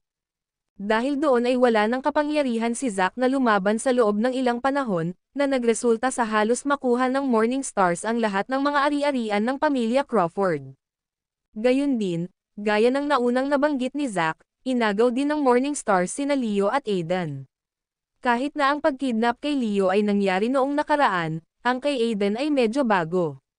Nangyari ito nang pabalik na si Aiden para talakayin ang pagbuo ng isang pangkat ng pagsisiyasat kasama si Zack. Matapos makabangga ang isang Morning Star na naghahanap ng gulo, nag-away si Aiden at ang B***starred na iyon. Mauunawaan, natalo si Aiden sa labanan, at agad siyang nahuli. Nang matapos niyang iulat ang lahat ng iyon, muling napaluhod si Zack na ngayon ay lumuluha bago sinabing, "I apologize, young Master Crawford. Sa pamilya Crawford at kay Miss Crawford din. Lahat kayo ay ipinagkatiwala sa akin ang inyong mga ari-arian, ngunit halos mawala ang lahat sa akin. Bumangon ka, Zack, hindi mo ito kasalanan. Naramdaman ko na ang mga Morning Stars noon ay may akses sa kanilang panloob na lakas. Sa pag-iisip na iyon, lubos na mauunawaan na hindi mo nagawang tanggapin ang mga ito. Isinasantabi iyon, hindi sila eksaktong mga magsasaka. Alam lang nila kung paano gumamit ng mga pangunahing sikretong pamamaraan." Kabanata 2372. Habang nakakunot ang noo ni Gerald, natutuwa pa rin siya na pinabalik niya si Aiden para bumuo ng investigation team para hanapin ng maaga ang Divine Fruit Tree. Pagkatapos ng lahat, nagbigay ito ng dahilan para bumalik, at salamat sa Diyos na bumalik siya sa oras. Kung hindi, tiyak na namatay si Zack at marami pang iba. Kung pag-uusapan, magkano ang porsyento ng mga asset na nasamsam nila? Tanong ni Gerald, alam na hindi niya kayang umupo na lang pagkatapos malaman ang nangyari. Kailangan niyang bawiin ang nawala sa kanyang pamilya. Nobela. Around 60, si Jackson, ang patriarch ng Morning Stars ay namahaji na ng mga ari-arian sa kanyang 4 na anak na lalaki para sa pamahalaan nila. Kung bakit sila nagmamadaling kunin ang natitira nating mga ari-arian, higit sa lahat ay nais nilang iharap ito kay Jackson bilang regalo sa kaarawan sa kanyang piging na magaganap sa loob ng 3 araw, paliwanag ni Zack. Nakita ko, hindi lang ambisyoso ang Morning Stars, ngunit mayroon din silang medyo malakas na background. Kung ikukumpara sa mga model, mas malupit ang pamilyang ito. Single ni Gerald. Talaga, isinasantabi iyon. Ngayong nahuli na sina Aiden at Leo, nasa panganib ang kanilang buhay, young master. Alam ko. Sige, kailangan kong i-compile mo ang lahat ng nalalaman mo tungkol sa Morning Stars sa isang dokumento at ibigay ito sa akin mamaya. Kapag tapos na iyon, mayroon ka lang. Upang tumutok sa pagsasama-sama ng mali. Don't worry, I will handle the rest myself, sagot ni Gerald sabay tango. Nasa na, deklara ni Zack nang pumasok agad siya sa trabaho. Nang tumahimik ang opisina, naisip ni Gerald sa kanyang sarili, kaya ang lakas ng loob mong agawin ang mga kaibigan ko. Kukunin ko lang ang buhay ng iyong mga kamag-anak bilang kapalit, kung gayon. Maya-maya, bumalik si Zack na may dalang dokumento. Matapos ng mabilis ngunit masusing bigyang pansin ang dokumento, kabisado ni Gerald ang lahat ng kapansin-pansing nawala sa isang iglap. Hindi nagtagal ay nakita ang isang malawakang auction na ginanap sa Imperial Hotel. Habang ang hotel ay palaging matatagpuan sa Mayberry Commercial Street, isa na ito sa maraming negosyo ng Morningstar. Anuman, ang auction ay pinangunahan ng ikaapat na young master, si Ian Morningstar. Dahil ang pamilyang Morningstar ay pinuno na ngayon ng lahat ng negosyo ng Weston, sinisigurado ng mayayamang negosyante mula sa ibang lugar na dumalo, na ginagawang mas masigla ang kaganapan. Tawa ng tawa, maririnig na nagdedeklare si Ian, alam mo, nabalitaan ko na ang Commercial Street na ito ay dating pagmamayari ni Young Master Crawford ng Mayberry. Walang ideya kung saan siya nagpunta, bagaman. Anuman, kailangan mo na akong sundan, at kung magpapatuloy kayong lahat sa mga Morningstars, ginagarantiya ko na mabubuhay kayong lahat ng magandang buhay. Mabuhay ang Young Master Morningstar. Nagpapalakpakan ang mga tao sa paghanga. Hindi na mamalayan na ang isang hindi inanyayahang binata ay kasalukuyang nakaupo sa malayo, madilim na sulok ng silid. Habang umiinom ang binata ng alak na kaka-order niya, lumingon siya kay Ian na kasalukuyang naglalakad paakyat sa stage. Nang nakatayo na si Ian sa gitna, sinenyasan siyang sabihin, sige, alam kong naghihintay na ang lahat, para dito. Nang walang karagdagang ado, hayaan ang auction magsimula. Hayaang ipakita ng isa sa aking mga alipin ang unang bagay sa auction. Kasunod ng dagat ng tagay, nagsimulang gumapang palabas ang isang battered na binata dala ang auction item. Maaliwala sa araw na bali ang kanyang mga binti, at sa nanginginig niyang mga kamay, hindi nagtagal ay nalaglag niya ang lahat ng gamit na hawak niya. You piece of shitty. Pinalaki ba kita sa wala? Kunin ang mga bagay gamit ang iyong bibig. Angal ni Ian habang mabilis na sinipa ang tiyan ng binata, dahilan para bumulwak ng dugo ang kawawang alipin. Kahit sa kinauupuan niya, hindi napigilan ng gulat na si Gerald ang pagkislap ng mga mata niya habang iniisip, Harper. Walang duda tungkol dito. Ang binatang iyon ay ang kanyang mabuting kaibigan at siya rin ang pinuno ng kanyang dormitoryo noong siya ay nasa unibersidad. Kabanata 2373. Maraming taon na ang lumipas mula noong huli silang magkita, bagaman natatandaan pa rin ni Gerald na kinuha si Harper sa Mayberry Organization noong huling beses silang nag-cross ang landas. Anuman, ito ay maliwanag na nakakagulat para kay Gerald na makita ang kasalukuyang Harper sa ganoong kaawa-awang kalagayan. Naputol ang pag-iisip ni Gerald nang marinig niyang sumigaw si Ian, bingi ka ba? Sabi ko sa'yong kunin mo ang mga gamit di ba? Habang pinagmamasdan ni Ian ang walang awang pagsuntok at pagsipa kay Harper, hindi naiwasang tumahimik ang natakot na audience. Matapos bugbugin si Harper saglit, tumigil si Ian bago tumawa habang sinabing, ha? Parang ginawa kong tanga. Anuman, huwag hayaang sirain ng aking alipin ang mood sa auction. Paalala lang sa inyong lahat, malaki ang pamilya ko, kaya nasa amin ang lahat ng may isip ninyo. Sa katunayan, marami kaming iba pang mga bagay na malamang na hindi mo pa narinig. With that said, basta willing kang magbayad, mabibili mo lahat ng gusto mo. Kung gayon, maaari ba akong magbid para sa pinuno ng isang Morningstar? Tanong ng isang malakas na boses na umalangaw-ngaw sa buong bulwagan, na nagudyok sa lahat na tumahimik sandali. Di nagtagal, ang mga nasa loob ng karamihan ay nagsimulang magbulungan sa isa't isa, na nagsasabi ng mga bagay tulad ng, sino ang nagsabi niyan? Nagalit ba siya? Tama ba ang narinig ko? Gusto niya ang ulo ng isang Morningstar? Sino ang salarin? Habang ang lahat ay nagsimulang lumingga-lingga sa paligid upang hanapin ang salarin, ang galit na si Ian na sa wakas ay nakaalis mula rito ay narinig na umuungal, sino ang nagsabi niyan? Magpakita ka kaagad. Kasunod nito, sumugod sa pinangyarihan ang isang grupo ng mga bodyguard ng Morningstar sa pangunguna ng isang mayordomo. Pagkaraan ng ilang sandali na pagmasdan ang silid, ang matalas na mata ng mayordomo ay nakatutok sa isang kabataang nakaupo sa sulok ng bulwagan. Naglalakad patungo sa batang lalaki kasama ang ilan sa mga gwardya, pagkatapos ay nagtanong ang mayordomo sa malamig na tono, ikaw ba ang nagsabi niyan? Casual na tumango bilang tugon, humigop ng alak si Gerald bago kumuha ng sigarilyo. Nang mapagtanto na wala siyang lighter, na-prompt siyang tumingin sa mayordomo at magtanong, may lighter ka ba? Yung, nililigawan mo si kamatayan. Sigaw ng galit na butler habang hinahampas niya ng kamao ang walang galang na bata. Bilang tugon, Mabilis na kumuha ng ilang tinidor si Gerald bago itinusok sa pisngi ng mayordomo, mabisang ipinako siya sa mesa. Dahil ang mga tinidor ay tumagos sa magkabilang pisngi ng mayordomo, ang tanging nagawa ng naghihirap na lalaki ay sumigaw sa sakit. Natural, ang sunod-sunod na pangyayaring ito ay bumulaga sa mga bodyguard, at ang ilan sa kanila ay nagsimulang hindi malay na maramdaman ang kanilang mga pisngi. Gayunpaman, hindi sila pinansin ni Gerald, at nagsimula na lang maghanap ng lighter sa katawan ng mayordomo. Nang sa wakas ay nakakita na siya, sinindihan niya ang kanyang sigarilyo.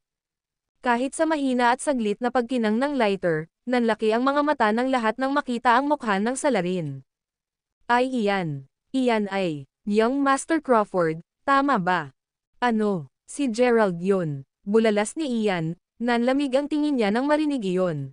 Matapos ang pag-iimbestiga sa Crawford sa mahabang panahon, imposibleng hindi narinig ni Ian ang tungkol kay Gerald.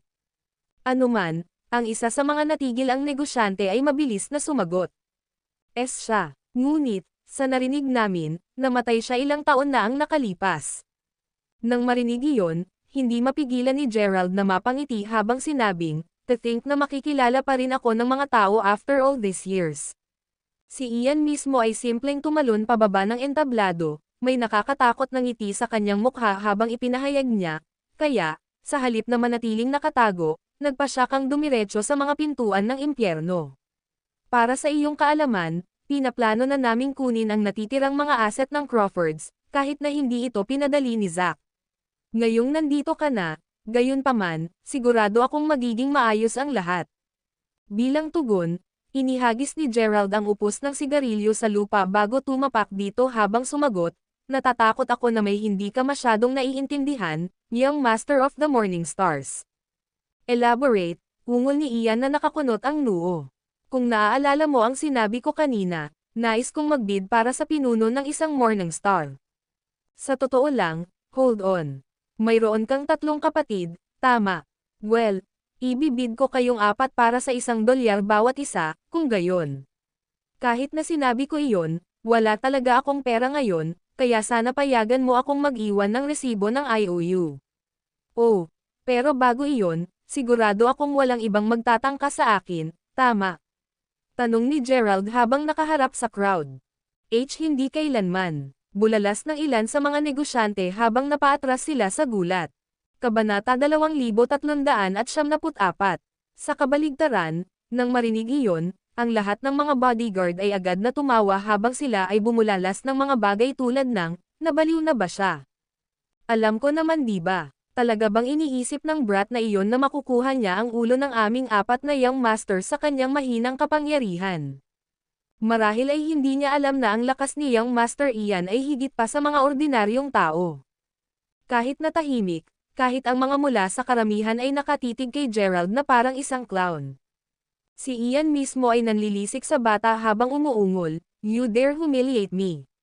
Humihingi ka ng kamatayan." Kasunod nito, nagsimula siyang mag-charge ng napakaraming mahahalagang chi sa kanyang palad bago umungol, "Sa impyerno kasama ka." Makalipas ang ilang segundo nang makitang sumusugod si Ian kay Gerald. Gayunpaman, bago pa man siya makadapa sa lupa, biglang nasumpungan ni Ian ang kanyang sarili na itinapon paatras ng ilang mahiwagang puwersa. Sa sobrang lakas ng puwersa, para siyang dinudurog ng laryong pader. Alinmang paraan, na ngayon ay nakapin sa lupa, ang nasugatan na si Ian ay agad na sinubukang lumuhad muli. Ngunit habang sinusubukan, mas lumalakas ang puwersa. Sa pag-iisip na iyon, hindi nagtagal at ang mga tile sa ilalim niya ay nabasag sa 1,000,000 piraso. Habang pinapanood si Ian na nagsimulang bumubulwak ng dugo, ang mga tumatawa na gwardya kanina na nakatayo pa rin sa gilid ay hindi na nakaimik. Paano posible ang alinman sa mga ito? Bulong ng ilan sa mga natulala na gwardya nang lumingon sila kay Gerald, puno ng takot at gulat ang kanilang mga mata. Hindi pinansin ni Gerald ang isang panulat at isang piraso ng scrap paper mula sa kanyang bulsa bago isulat ang mga salitang, "Uyu, dito." Kasunod noon, naglakad siya papunta kay Ian bago tila gumuhit ng kung ano gamit ang daliri niya sa ere. Bago pa makapagrehistro ang sino man sa kanyang ginagawa, si Ian ay itinapon sa ere ng walang babala. Nang muling bumagsak sa sahig ang bagbog na lalaki, hindi napigilan ni Ian ang pagungol. Why you? Shock lang in response, Gerald simply smiled as he replied, with that, the deal is sealed. Oh, and speaking of which, ang lalaking iyon doon ay kaibigan ko, at plano kong kunin siya kasama ko. Sigurado akong walang takutol sa inyo, di ba? Siyempre, walang hanggal na magsabi, kaya ang ginawa ay panoorin habang dinadala ni Gerald ang walang malay na katawan ni Harper. Pagkaalis lang ni Gerald nang magsimulang sumugod ang mga tao papunta kay Ian habang sabik na sumisigaw, "Why young master? Ayos ka lang, young master." Pasimpleng ngumisi bilang tugon, sinabi ni Ian, "Ayos lang ako. Ang ginawa ko lang ay medyo sumakit ang tuhod ko." Sa bagay, dahil wala naman siyang masyadong ginawang seryoso, dapat matakot pa rin siya sa kapangyarihan ng pamilya ko. Sa pagkalito ni Ian, gayunpaman, lahat ay nakatingin lang sa kanya na may nakakatakot na mga ekspresyon. Ngayon ay bahagyang nakasimangot, naudyukan siyang magtanong, ano ang mali? "Why young master, dumudugo ng husto ang leeg mo. Kung tutuusin, hindi ba nagbago ng konti?" Hirit ng isa sa mga bisita sa takot. "Ano?" Bago pa man makatingin sa ibaba si Ian ay bumagsak na ang ulo niya sa lupa sa pamamagitan ng isang kumatok. Ang young master ay pinugutan ng ulo. Ngayon ay nilalamon ng takot, lahat ay nagsimulang sumigaw, "Why young master?" Ang isipin na may papatay talaga sa ikaapat na young master ng Morningstar family. Ilang sandali pa, sa manor sa Wayfair Mountain, nang makita si Harper na nakahiga sa isang kama. Matagal siyang nilalamig, ngunit nang maramdaman niya ang isang daloy ng kaaya-ayang enerhiya na dumadaloy sa kanyang katawan, dahan-dahang iminulat ni Harper ang kanyang mga mata at sa pangalawang pagkakataon ay napagtanto niya kung sino ang lalaking nasa harapan niya, agad siyang napaupo sa gulat habang napabulalas, Gerald. "Ako, hindi ako nananaginip, di ba?" Kabanata 2375. "Nako, sinisiguro ko sa iyo nagising ka na. Jokes aside, kahit na pinagaling ko na ang karamihan sa iyong mga sugat, kailangan mo pa ring magpahinga para lubusang gumaling. Hindi alintana, paano ka napunta sa ganoong kalagayan, Harper?" Tanong ni Gerald. "Mahabang kwento. Talaga, pagkatapos mo akong dalhin sa Mayberry Organization, pinahalagahan ako ni Young Master Mateo, anak ni Zack, kaya halos buwan-buwan akong na-promote." Sa sinabi nito, ang posisyon na natanggap ko ay General Manager ng Mayberry Commercial Street. Kasabay nito, sa huli ay nagkaroon ako ng kasintahan na nagngangalang Yasmin Lamer. Pagkatapos ng maikling paghinto, tumahimik si Harper bago idinagdag, "Nakakalungkot, naging hanggal ako para maniwala na mahal niya talaga ako. Tuldok-tuldok, sa kabila ng pagmamahal ko sa kanya ng buong puso ko, nagsimulang gumuho ang lahat ng dumating ang pamilyang Morningstar." Tuldok, para sa isa, Young ang asawa ni Master Lyle, si Stephanie, ay mabilis na tumalikod sa pamilya ng Morningstar, at pinatay pa niya si Young Master Lyle. Alam ko na ginawa ito ng mga Morningstar upang sakupin ang komersyal na kalye, at sa oras na iyon, wala akong ideya kung kailan sila susunod para sa akin. Dahil doon, ibinigay ko kay Yasmin ang lahat ng opisyal na selyo at mahahalagang dokumento ng Commercial Street kasama ang aking mga ari-arian.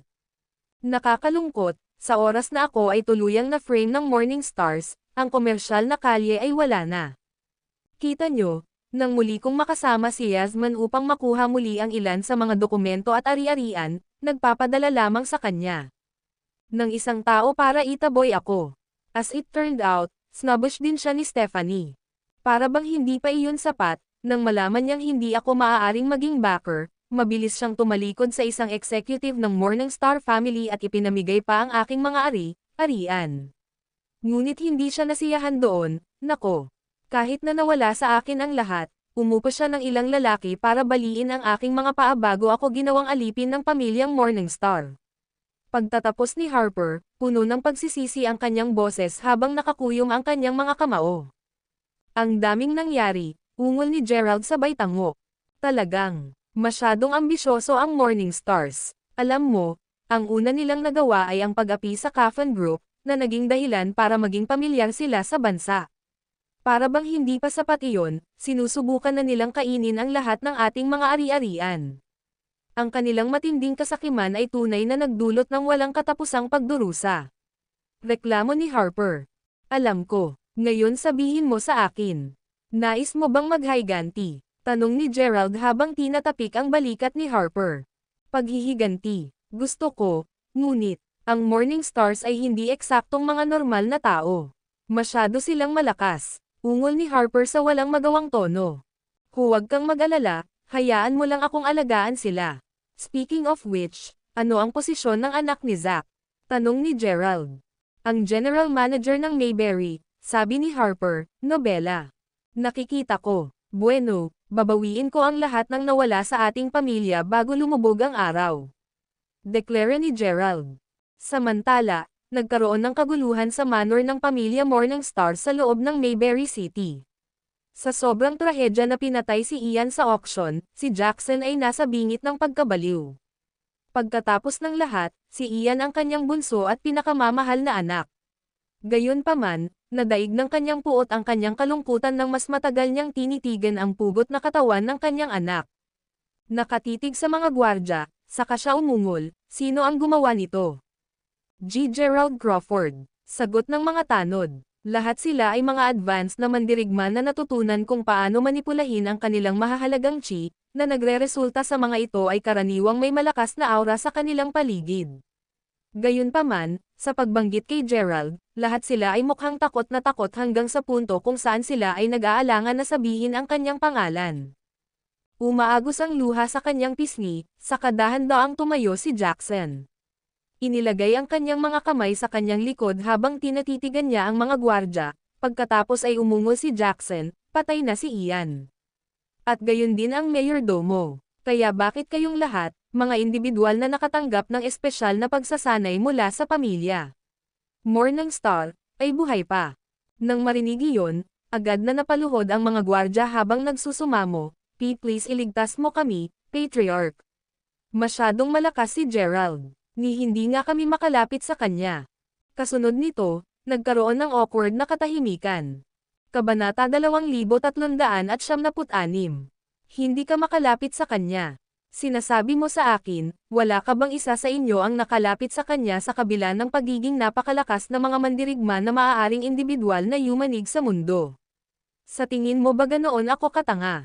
Ungol ng galit na si Jackson habang nakataas ang kanyang palad at pinapakilos ang kanyang mahahalagang chi, ganap na handang pumatay. Maghintay, Patriarch, bulas ng isang matandang lalaki na kanina patahimik na nakaupo sa gilid. Habang pinagmamasdan si Jackson na humarap sa kanya na nakataas ang kilay, hinaplos ng matanda ang kanyang balbas bago idinagdag, pagkatapos ng maingat na pagsusuri sa mga sugat ni Ian, tila napatay siya ng napakalakas na talam ng aura. Bagamat karaniwan para sa mga tao na matutunan kung paano bumuo ng mga ito, napakabihirang para sa isang tao na makapag-advance sa antas na ito. Sumasang-ayon ako. Sa sinabi nito, malamang na nagsasabi sila ng totoo tungkol sa kakayahan ni Gerald na higit sa mga regular na magsasaka. Deklara ng isa pang matanda. Kung gayon, ano ang dapat nating gawin? I can't just let things slide kapag pinatay ng ganito si Ian. Ano pa, sigurado akong darating si Gerald para sa ating lahat. Ganti ni Jackson. Bagaman totoo na nasa isang mahirap na sitwasyon kami, kung susugurin namin si Gerald, may posibilidad na mas tragical kaming mamatay kaysa kay Ian. Sa sinabi niyan, iminumungkahi kung maghanap tayo ng isang tao mula sa panig na iyon, sabi ni Grand Elder. Yung side, ikaw ba? Sinasabing maghanap tayo ng isa mula sa Thunder Sword Sect. Nagtatakang tanong ni Jackson. Ako ay, pagkatapos ng lahat, ang aming pamilya ay nagtatayo ng napakalaking istrukturang pang-ekonomiya sa ilalim ng mga utos ng Thunder Sword Sect upang makapagtayo sila ng mga base para sa paggawa ng tincture ng espiritu. Sa pag-iisip na iyon, dapat hindi tayo tulungan ngayon nasa panganib ang ating pamilya. Huwag mong isipin na nag-overwork din ako. Sa tingin ng mga sugat ni Ian, feeling ko baka mas malakas pa si Gerald sa mga alagad ng sektang iyon. Hindi naman talaga siya basta-basta, at kung hindi muna natin siya aalisin, masisira rin ang ulo natin. Sagot ng matanda na nakakunot ang noo. Matapos marinig ang lahat ng iyon ay nakikita ko si Jackson. Nang maalala niya ang mga paglalarawan ng mga gwardya sa pag-atake ni Gerald, hindi niya maiwasang mataranta. Kung tutuusin, Matagal nang nagsasanay si Jackson ng mga lihim na pamamaraan, ngunit hindi pa niya narinig ang mga galaw na ginamit ni Gerald. Natuwa nang makitang tumahimik si Jackson, ipinatong ni Grand Elder ang kanyang mga kamay sa kanyang likod habang sinabing, "Well, sinasabi ko na, pero hindi talaga nagmamadali. Total, kasama pa rin namin ang alagad at mabuting kaibigan ni Gerald. Iminumungkahi ko na palalayain natin silang dalawa, pagkatapos ay mag-issue ng tunggalian kay Gerald na magaganap sa araw ng piging ng iyong kaarawan. Natural, mag-iimbita tayo ng ilang eksperto mula sa Thunder Sword Sect para maging kalaban niya.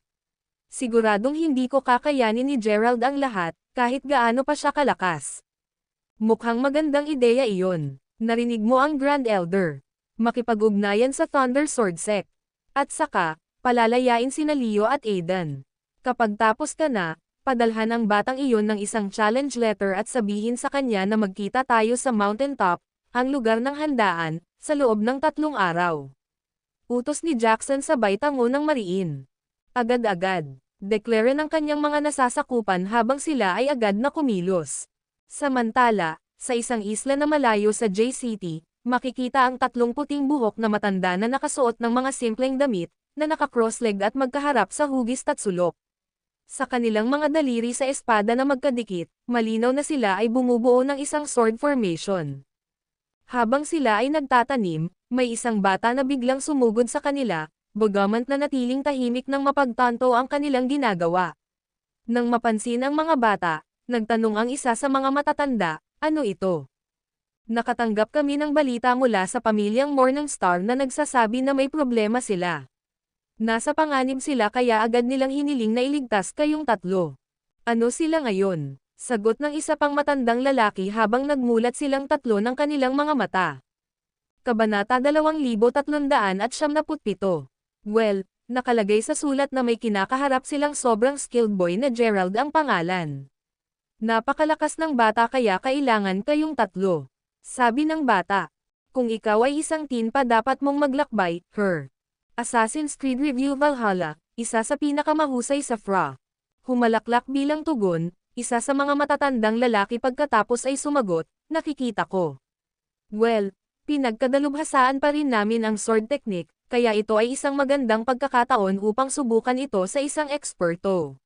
Sana ang batang lalaki ay hindi masyadong mahina, o ang paggamit ng pamamaraan ay magiging isang kompletong pag-aaksaya ng enerhiya. Sabihin mo sa kanila na pupunta tayo." Habang pinapanood ang 3 matanda na umiling-iling, ang bata ay simpleng sinabi, agad-agad. Moving back to Gerald's side, hindi nagtagal ay pinakawalan ng Morningstar sina Aiden at Leo, ayon sa plano. Siyempre, lubos na nagulat at natuwa si Leo nang makita si Gerald, na nagudyok sa kanya na bumulalas, "Guro, nandito ka na." Nobela. Noong umalis si Gerald papuntang Yanam para maghanap ng mga clue, pinabalik niya si Leo sa Mayberry City para tulungan si Zack. Dahil doon, ilang taon na silang hindi nagkikita. Dahil dyan, hindi napigilan ni Gerald na sumagot ng, "Talagang marami kang pinaghirapan pagkatapos ng lahat ng oras na ito. That aside, matapos kaming palayain, ibinalik din ng Morningstars ang lahat ng dati naming asset. Gayunpaman, sinabi nila sa amin na iabot sa iyo ang isang liham ng hamon," sabi ni Aiden. "Oh, napaka-ballsy nila para hamanin ako sa isang tunggalian." Panunuya ni Gerald habang walang magawang umiling habang binubuksan ang sulat. Pagkatapos basahin ito, tila gusto nilang magduel sa ibabaw. Mountaintop sa loob ng 3 araw para ayusin ang mga bagay minsan at para sa lahat. Ang Morningstars ay palaging walang awa at mapanlin lang. Ngunit malinaw na inaantala lang nila ang hindi maiiwasan dahil alam nilang hindi sila magkatugma ni Young Master Gerald. Deklara ni Zack. "Ha, mas interesado ako sa iniisip nilang magagawa nila sa loob ng 3 araw. Anuman, tinatanggap ko ang kanilang hamon. Speaking of which, may nahanap ka na ba tungkol sa sinabi kong imbestigahan mo, Aiden?" Sagot ng nakangiting si Gerald habang nakatingin kay Aiden. "Nakahanap ako ng ilang mga pahiwatig, ngunit nahuli ako ng Morningstars bago ako nagkaroon ng pagkakataon na tumingin pa." Pagkatapos uminom ng tubig, bumulong si Aiden, "Nakita mo, pagkatapos kong bumalik ng 3 buwan na ang nakakaraan, ginamit ko ang lahat ng nakikita na mayroon ako para lihim na magsisimulang mag-imbestiga batay sa larawan ng banal na puno ng prutas na ibinigay. Sa huli, nahanap ko si Professor Boyle, at sinabi pa niya sa akin na nakita niya ang sinaunang halaga noon. Gayunpaman, kailangan niyang sumama sa isang business trip noon, kaya naantala ang aming pagpupulong. Sa kasamaang palad, nahuli ako ng mga Morning Stars ilang sandali lang. Nagulat sa narinig, saka nagtanong si Gerald, Professor Boyle. Sino at nasaan siya ngayon? Nako, isa siyang botanist na dalubhasa sa pag-aaral ng mga sinaunang halaman. Napakaalam niya sa lugar na iyon, to the point na kinuha pa siya ng Mayberry University, 1 taon at kalahati na ang nakalipas, para maging propesor. Gayunpaman, mula sa maikling pagkikita namin sa kanya noon, ligtas kong masasabi na tila siya ay medyo misteryoso. Hindi siya katulad ng ibang propesor na nakilala ko dati. Paliwanag ni Aidan. I see. Either way, contact him immediately, utos ni Gerald. Agad-agad, sagot ni Aidan habang sinimulan niyang tawagan ang propesor. Nang matapos ang tawag, nilinga ni Aidan si Gerald habang sinabing, sinundo ng assistant niya. Malamang, babalik na ang propesor sa Mayberry mula sa kanyang business trip bukas ng hapon. Nakuha ko. Dahil iyon ang kaso. Harper, Zack, hinati na ng Morning Stars ang ating mga asset, tama. I'll be placing you two in charge of taking over them again, sagot ni Gerald habang nakatingin sa dalawa. Malakas at malinaw, deklara ng duo. Pagkatapos ng kaunting pag-aayos, muling inilunsad ang Mayberry Commercial Street bilang negosyo ng Caffan Group sa hapon ng kinabukasan. Gaya ng inaasahan, muling itinalaga si Harper bilang General Manager ng Commercial Street. Kung tutuusin, natitiyak ni Gerald na si Harper na nanatiling tapat kahit na matapos ang lahat ng nangyari ay patuloy na magiging dedikado sa kanyang trabaho. Hindi alintana, mga pasado 12:00 ng tanghali nang pumasok ang isang staff sa opisina ni Harper habang sinabing, may isang babae sa labas na gustong makita ka, Mr. Sullivan. Pupunta ako doon sa 1 segundo. Sagot ni Harper habang ibinababa ang trabaho bago lumabas ng opisina para lamang sumimangot nang makita kung sino ang babae. Kabanata 2378. So, hinanap mo na ako bago pa man ako dumating, Yasmin. Single ng galit na si Harper habang nakatitig kay Yasmin Lamer, ang dating kasintahan. I'm sorry, Harper. Ang ginawa ko ay talagang kakilakilabot. Pero sana maintindihan mo na ang lalaking iyon ang nagpilit sa akin na gawin ang lahat ng iyon sa iyo noon. Matapos makuha ang gusto niya, pasimpleng inagaw ng lalaking iyon ang lahat bago ako itinapon. Sa pag-iisip na iyon, ngayon na ikaw ang boss ng Mayberry Capital at ang komersyal na kalye, nakikiusap ako na tulungan mo ako. Pakiusap ni Yasmin. Akala mo ba talaga mapapatawad kita? Panunuyan ni Harper habang umiiling. Alam kong marami akong nagawang mali, pero alam kong may nararamdaman ka pa rin para sa akin. Ikaw, hindi mo gugustuhing makita akong mamatay, hindi ba? Mahinang bulong ni Yasmin. Ano, mamatay? Sagot ni Harper, natigilan. Ngayong humihikbi ng husto, mahinhin na ipinaliwanag ni Yasmin, pagkatapos na pagnakawan ako ng lahat ng ari-arian ko, bina-blackmail ako ng lalaking iyon para ibigay sa kanya ang 50 milyong dolyar. Ito man o ang buhay ko.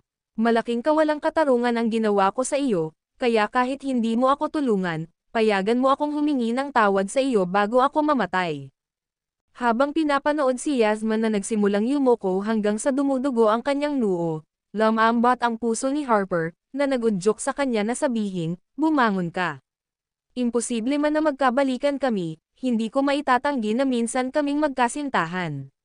Sa sinabi nito, hindi ako walang puso para hindi magbigay ng kamay. Salamat. Hinihintay na nila ako sa Tomorrow's Tavern. Hirit ni Yasmin sa nanginginig na boses. Naghihintay sila sa mismong pub na binuksan ko para sa iyo. Ballsy. Alinmang paraan, ihatid mo ako sa kanila. Nakikipag-usap ako sa mga B***starred na yan. Panunuyan ni Harper habang sumenyas na sundan siya ng 2 bodyguard palabas. Ang kanyang kawalan ng pag-aatubili ay nagmula sa katotohanan na ang pub ay nasa loob ng kanyang teritoryo.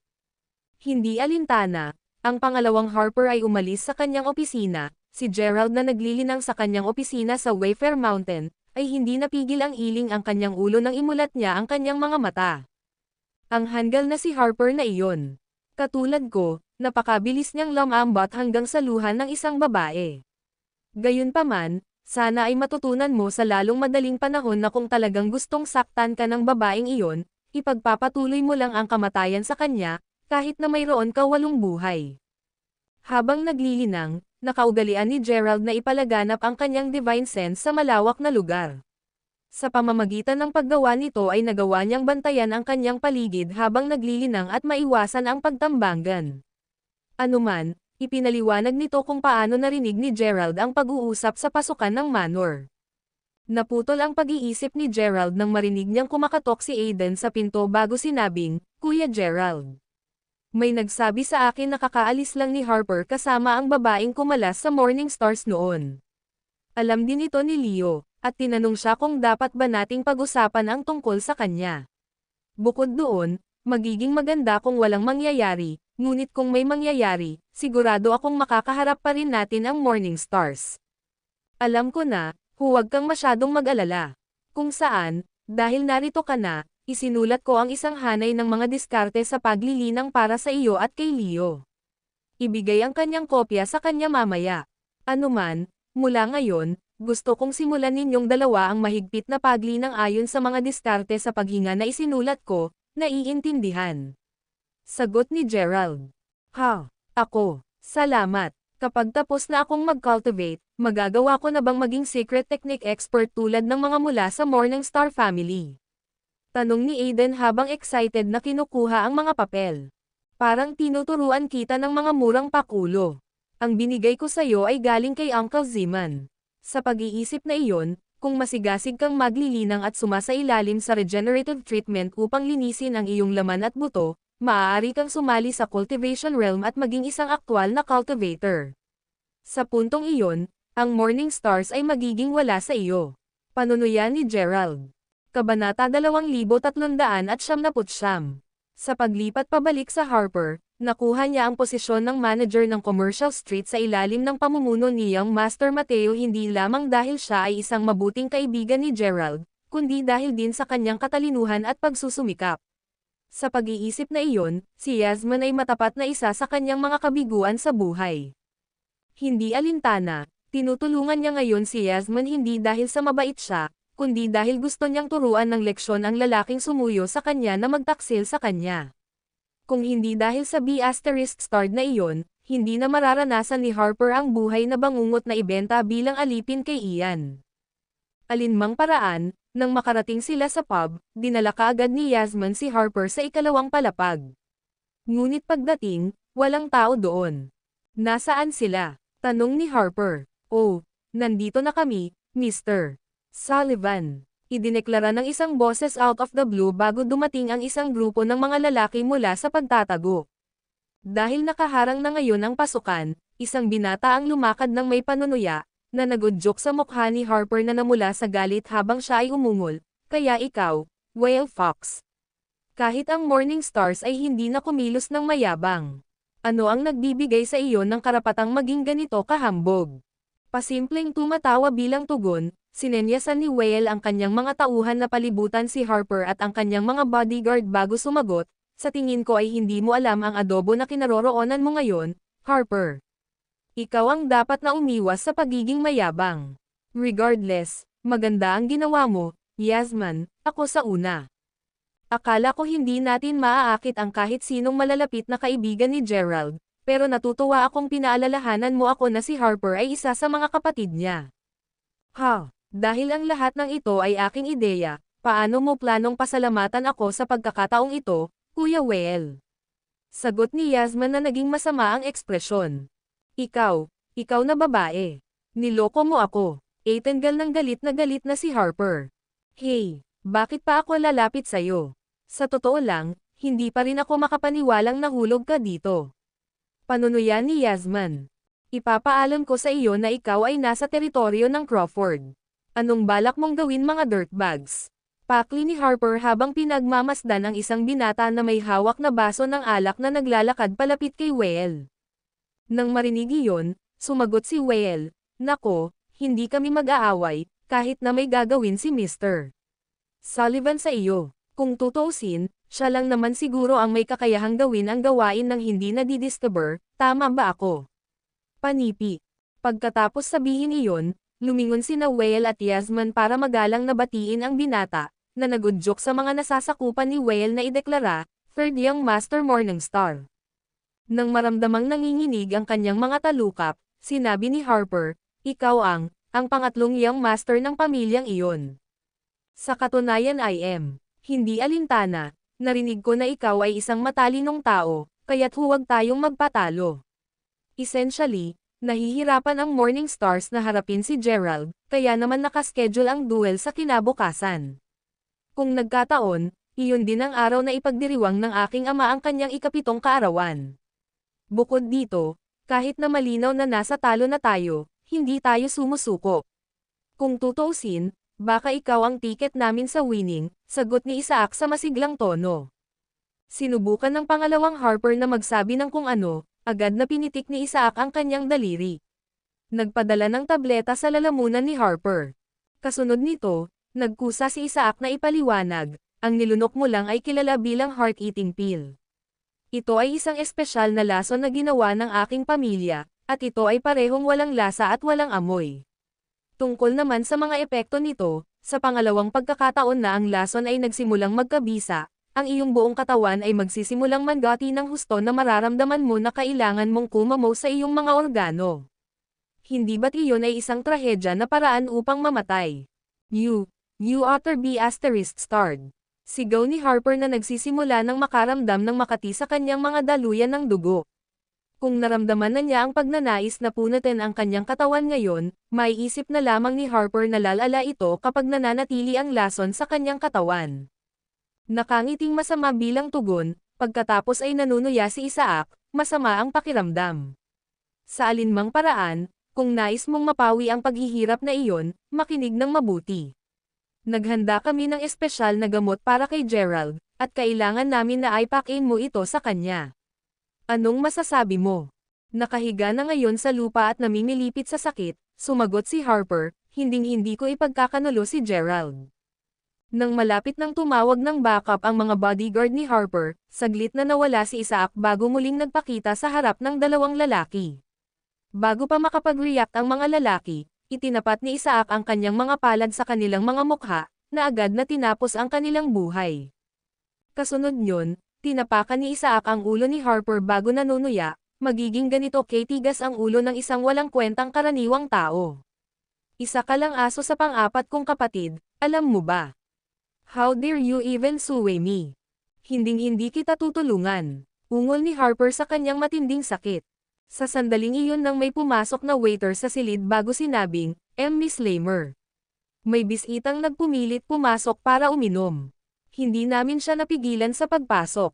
Idiot ka. Sabihin mo lang sa kanya na sarado tayo for the day.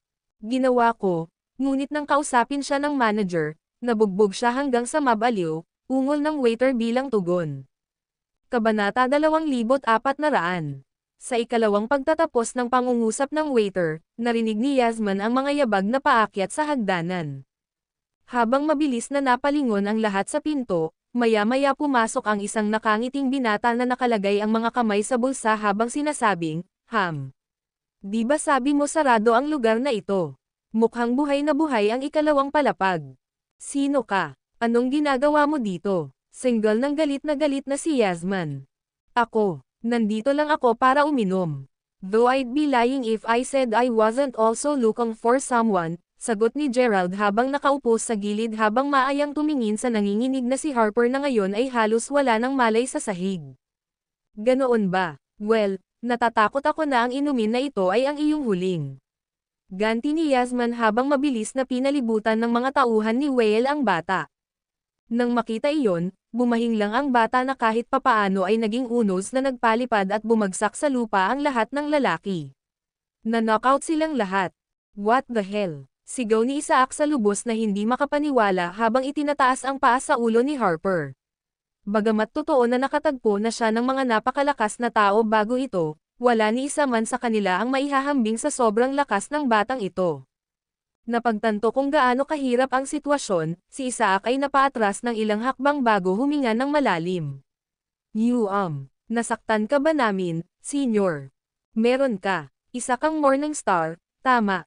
Ang bagay ay, ang apelyido na iyon ay talagang nakakainis sa akin. Ganti naman nung bata na halatang si Gerald. Bagamat si Isaac na hindi pa nakilala ang mga bata ay pansamantalang nataranta, agad namang napagtanto ni Yasmin kung sino siya. Dahil doon, sa sandaling siya ay pumutol dito, naudyukan siyang sumigaw, mag-ingat, ikatlong young master. Siya si Gerald. Ano, siya yun. Naisip ni Isaac sa kanyang sarili habang ang kanyang isip ay panandaliang nablangko, ilang segundo lang ang lumipas ng kanyang laban o paglipad na tugon ay sumipa at ang kanyang instincts ay piniling lumipad. Dahil doon, agad na tumalikod si Isaac at tumalon sa bintana.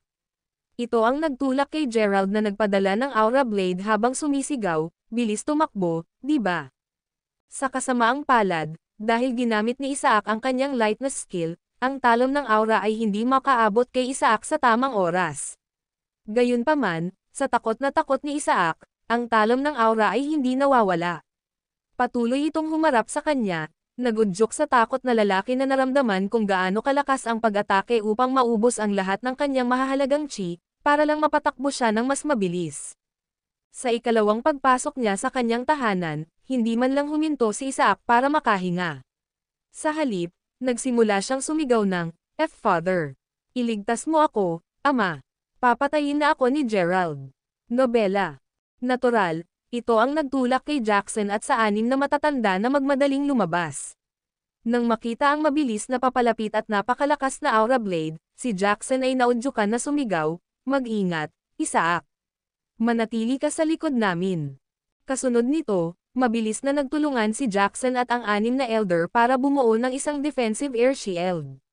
Sa kanilang lubos na pagkadismaya, bago pa man bumangga ang pag-atake laban sa kanilang kalasag, ito ay nabasag ng bahagya dahil lamang sa presyon ng talon ng aura.